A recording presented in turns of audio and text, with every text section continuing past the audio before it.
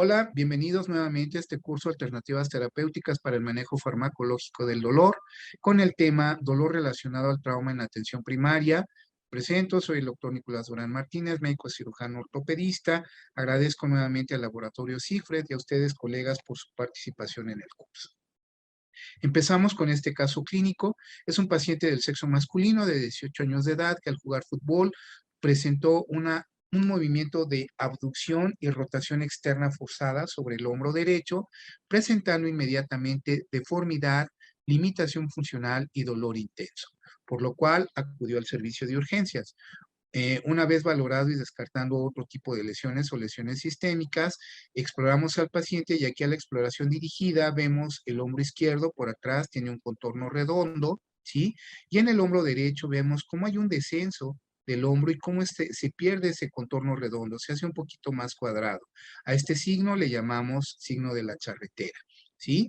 Y es la pérdida o consiste en la pérdida del contorno redondo del hombro afectado. El paciente tiene una posición antiálgica que se llama tosis. El paciente acude con el brazo afectado en flexión, en rotación interna y aducido y sostenido por la extremidad sana y con la cabeza inclinada hacia el lado afectado. ¿Por qué esta posición? Bueno, pues porque con esto se evita la tracción de los músculos de la cintura escapular y se evita también la tracción ejercida por el peso de la extremidad que aumentan el dolor. Obviamente existe una limitación funcional de los arcos de movilidad y presentaba una integridad de su estado neurovascular. Con estos datos clínicos indicamos un estudio de apoyo, está traumatizada la región del hombro, pedimos una radiografía anteroposterior del hombro y aquí en la radiografía anteroposterior del hombro pues vemos que existe una incongruencia o se pierde la congruencia de la articulación glenohumeral. Es importante que siempre evaluemos, la articulación glenohumeral está formada por el extremo proximal del húmero, que consta de una cabeza, ¿sí? Y dos prominencias que se llaman tuberosidades, una tuberosidad mayor y una tuberosidad menor. Y la superficie articular de la escápula es esta, es este platito, ¿sí? No es esto es el acromio, esto es la espina que va a formar el acromio. Entonces, esta es la glena humeral, este platito que vemos aquí. Entonces, existe un desplazamiento de la cabeza humeral hacia abajo y hacia adelante, de tal forma que presenta el diagnóstico de luxación glenohumeral. El signo clínico asociado a luxación glenohumeral anterior es este, el signo de la charretera, que consiste en la pérdida del contorno redondo del hombro. Vemos cómo se aplana, como semejando las charreteras que usan en sus casacas los militares. El tratamiento de este paciente es un evento agudo, entonces tenemos que hacer una reducción cerrada bajo anestesia e inmovilizar. Y tenemos que manejar el dolor. Entonces, en el caso de este paciente que se manejó ambulatoriamente, es decir, se le dio una sedación en urgencias para poderlo relajar, se hizo la reducción cerrada de la luxación, se inmovilizó con un vendaje especial y se le proporcionó como dosis de carga diclofenaco a 75 miligramos IV y una vez que recuperó su estado de alerta después de la anestesia y que se egresó, se le da un tratamiento de mantenimiento para disminuir el dolor. En este caso, continuamos con diclofenaco a 75 miligramos, coadyuvado con clonixinato de lisina con 250 microgramos cada 12 horas por 5 días, o bien podríamos usar un AINE selectivo como es el etoricoxib a 90 miligramos diarios por 7 días. En el caso, la preferencia mía es usar mejor el diclofenaco con la lisina. Considero que el etoricoxib a 90 miligramos en un paciente de esta edad joven se me hace un poquito agresivo. Yo prefiero manejarlo, ser un poquito más conservador y prescribo esta sal. Obviamente la inmovilización forma parte importante del tratamiento y lo que habíamos comentado en la charla anterior, la aplicación de la terapia RICE, reposo, inmovilización, hielo y compresión, eso nos va a ayudar a controlar el dolor de una manera adecuada. El clonixinato de lisina es un AINE derivado también del ácido nicotínico, es una familia especial muy particular. Tiene su indicación precisa para el manejo del dolor agudo con una intensidad de moderada o con una severidad del dolor de moderada a intenso. ¿Por qué? Porque posee un efecto analgésico inmediato y el efecto antiinflamatorio permanece hasta por 12 horas. El efecto antipirético aquí en este caso pues no nos interesa, ¿no? Y otra característica importante del clonixinato de lisina es que se absorbe muy rápidamente tanto en su presentación oral como cuando lo administramos por vía parenteral. Ojo aquí, cuando lo administremos por vía parenteral, siempre tenemos que diluirlo y pasarlo con una carguita de solución en un periodo más o menos de 20 minutos porque arde muchísimo. Cuando te lo aplican por vena y te lo aplican rápido, pues puedes tener hasta una flebitis o hacer una flebitis. Entonces, en base a esta charla, la pregunta 12 es, ¿cuál es la indicación o la principal indicación del clonixinato de lisina en el paciente con trauma agudo? Pues la característica es su rápida absorción y que nos permite controlar el dolor agudo con una intensidad de moderada a severa. Es un fármaco muy bueno, sus reacciones adversas son más limitadas. Si lo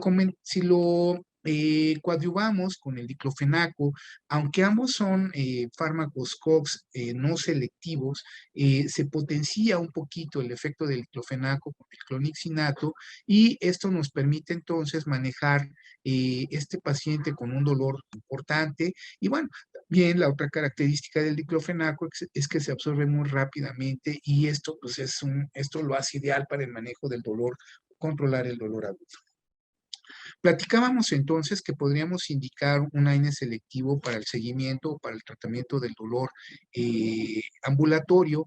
Este es un AINE selectivo, inhibe a la COX-2, tiene propiedades analgésicas y potencialmente antineoplásicas. No nos interesan las antipiréticas y antineoplásicas en este caso, es más su efecto analgésico y antiinflamatorio, y podemos usarlo para un tratamiento a corto plazo.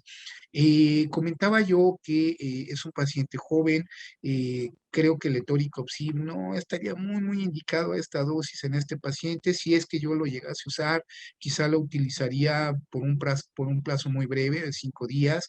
Y cuando lo prescribimos también en los pacientes adultos mayores, hay una regla, la mitad de la dosis, la mitad de los días. Entonces, no lo podemos fragmentar, pero bueno, pues podemos darle en lugar de una indicación de 7 o 14 días, podríamos darle 7 o 5 días al paciente adulto mayor, igual en el joven.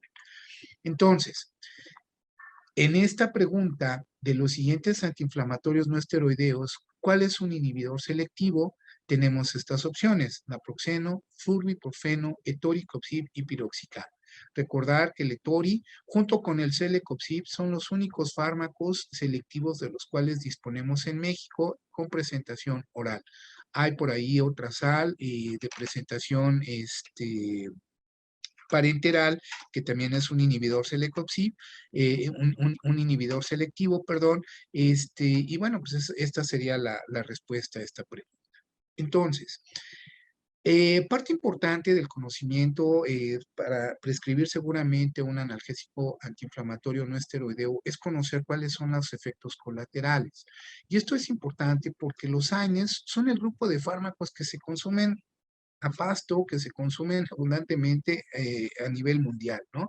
En un estudio realizado en una comunidad española, vean ustedes en un periodo aproximadamente de 10 años, cómo hubo un pico en el consumo de algunos fármacos AINES, pero vaya, casi todos se mantuvieron en un pico o en una meseta pues bastante prolongada.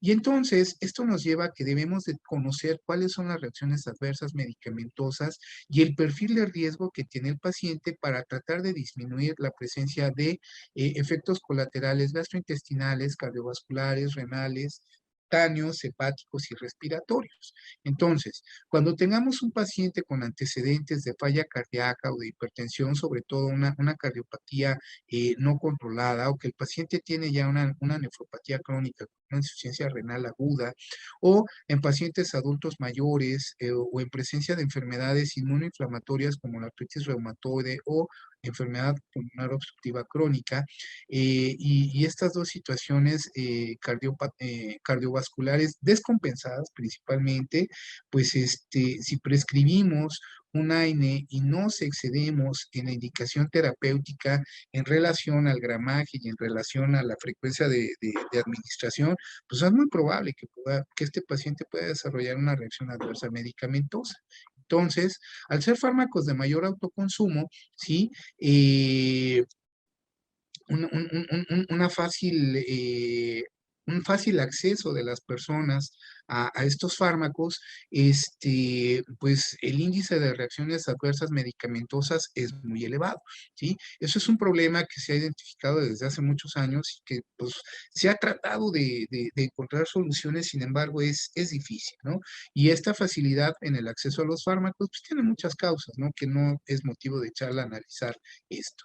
Entonces, los efectos principales o los tres principales efectos que presentan los AINES son la gastrotoxicidad, los efectos cardiovasculares y los efectos nefrotóxicos que pueden presentarse en nuestros pacientes, ¿sí? De tal manera que las manifestaciones clínicas de estas tres efectos colaterales debemos de saber identificarlas, ¿sí?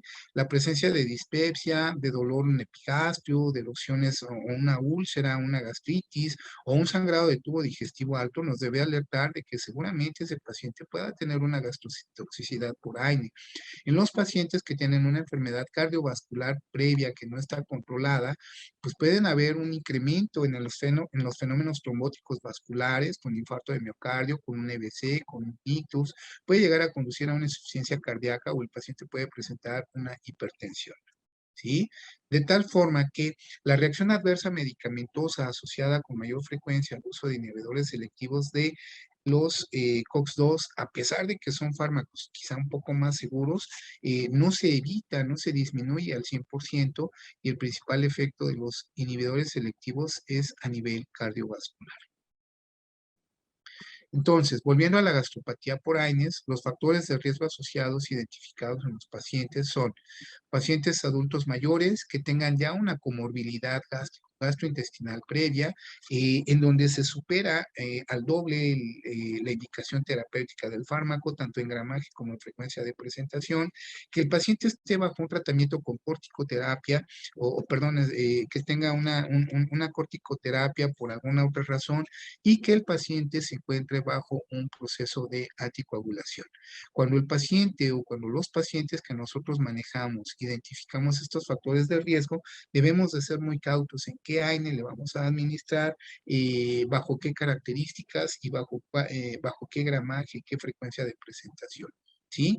En un estudio realizado en una comunidad en España, fíjense bien, entonces, más de la mitad de los pacientes que tuvieron un sangrado de tubo digestivo alto fue asumido o fue relacionado al consumo de aspirina. La aspirina pues, es un fármaco que usamos principalmente como un antitrombótico, como un antiagregante plaquetario, es consumido mundialmente de una manera bastante importante. Sin embargo, otros AINES, sobre todo no selectivos, pues también tienen reacciones de gastrotoxicidad muy importantes. Entonces, pues debemos de ser cautos con estos manejos. El riesgo cardiovascular lo presentan todos los AINES, inclusive el ácido acetil salicílico. Sin embargo, el ácido acetil salicílico tiene propiedades antiagregantes, lo que lo destaca que lo consideremos como un fármaco pues bastante importante y que no podíamos nosotros dejar de usarlo, ¿no? Entonces, ¿qué pacientes que tienen una enfermedad cardiovascular no controlada tienen mayor riesgo cuando se prescribe un AINES?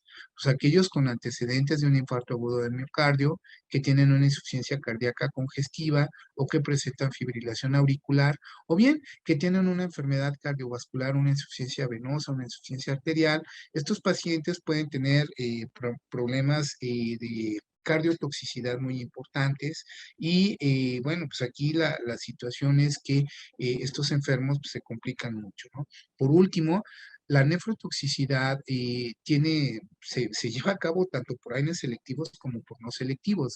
Los AINES no selectivos afectan sobre todo la tasa de filtración del glomérulo, en tanto que los AINES selectivos van a afectar sobre todo la tasa de excreción renal, de excreción renal de sal y agua. ¿sí? Los pacientes cuando tienen una nefrotoxicidad atribuida a AINES van a tener una retención de sodio, van a presentar un edema, pueden presentar una insuficiencia renal aguda, hacer hipercalcemias y hacer una insuficiencia cardíaca congestiva asociada. Entonces, en pacientes que tienen ya una falla renal importante o una falla renal moderada, que son pacientes de edad avanzada, que tienen presencia de un síndrome nefrótico, que son hipertensos o con diabetes mellitus, cuando consumen AINES se incrementa 3 veces el riesgo renal. Entonces, esto es un punto de atención muy importante que debemos de considerar en la prescripción de estos fármacos. Entonces, en esta pregunta, indicar al menos 2 factores de riesgo asociados al consumo de AINES y nefrotoxicidad son los factores de riesgo a nefrotoxicidad, comorbilidades, hipertensión, diabetes, la edad avanzada, pero también el daño hepático, cardíaco y renal previo, aunque en un grado menor, y la presencia de síndromes nefróticos. Los que tienen mayor carga son la hipertensión, la diabetes y los pacientes adultos mayores.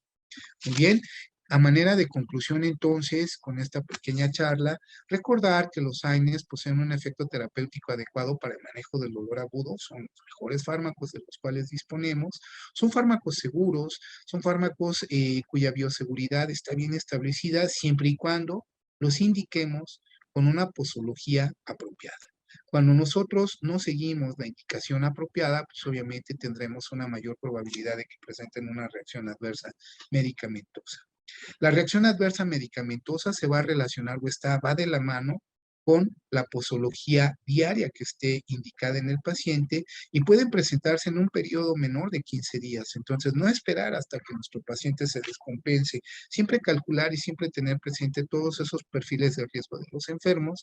Y por último, un punto importante, frente al riesgo de gastrotoxicidad, podemos administrar un tratamiento farmacológico, podemos proteger la mucosa gástrica, pero frente al riesgo cardiovascular, no existe ninguna terapia concomitante que nos pueda permitir manejar este aumento de este riesgo cardiotóxico y entonces los pacientes se ponen muy mal.